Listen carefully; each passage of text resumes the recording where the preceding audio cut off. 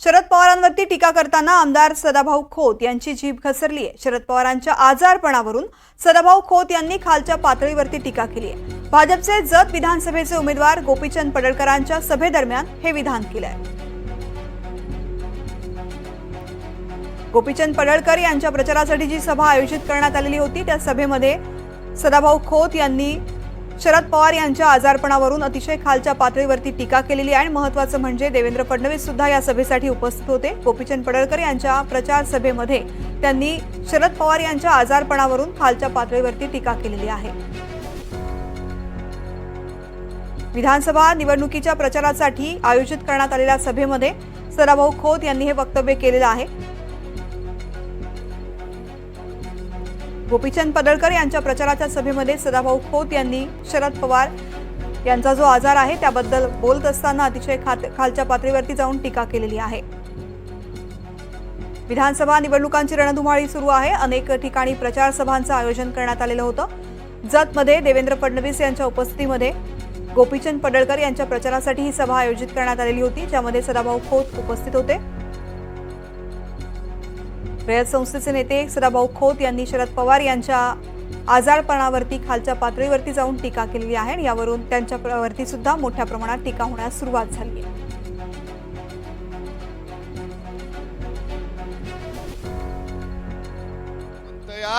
मला महाराष्ट्र बदलायचा आहे, मला महाराष्ट्राचा चेहरा बदलायचा आहे।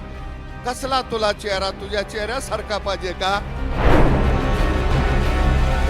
निमित्त होतं भाजपचे जत विधानसभेचे उमेदवार गोपीचंद पडळकरांच्या सभेचं आणि शरद पवारांवर टीका करताना आमदार सदाभाऊ खोतांची जीभ घसरलीच।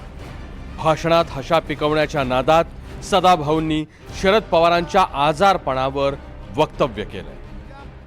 अरे पवार साहेब, तुमच्या चिल्या पिल्याने कारखाना हाणलं, बँका हाणल्या, सूतगिरण्या हाणल्या, पण पवाराला मानावं लागेल, एवढं हाणलं तरी सुद्धा भाषणात आता म्हणतोय मला महाराष्ट्र बदलायचा आहे, मला महाराष्ट्राचा चेहरा बदलायचा आहे। कसला तुला चेहरा? तुझ्या चेहऱ्यासारखा पाहिजे का?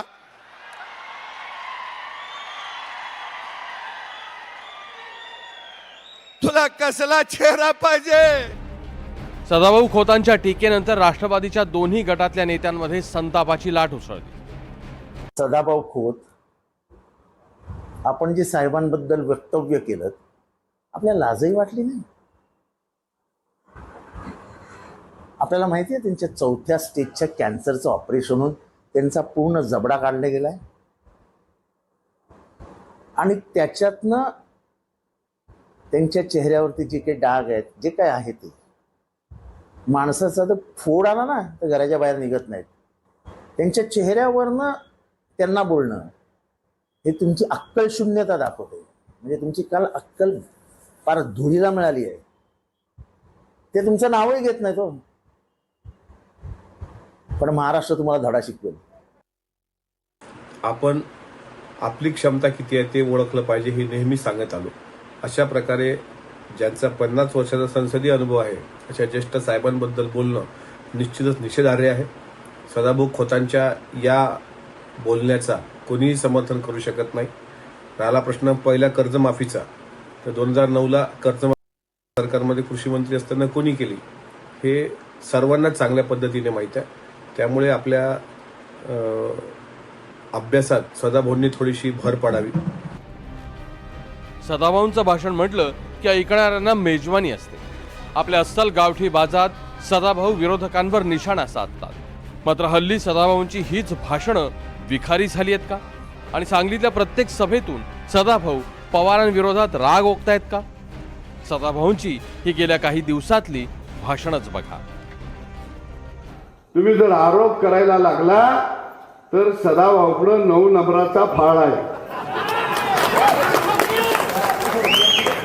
आणि तो फाळ जर मी जमीन निवडणूक कोण म्हणत असेल गुंडागर्दी अमुक तमुक, हे गुंडागर्दी काही नाही।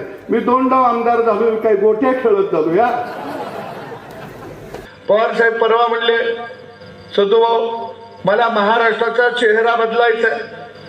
मला महाराष्ट्रातल्या सर्वसामान्य विकासाचं जीवनमान बदलायचं आहे. आता महाराष्ट्राचा चेहरा पवार साहेब नेमका कसा करायचा? तुमच्यासारखा करायचा आहे.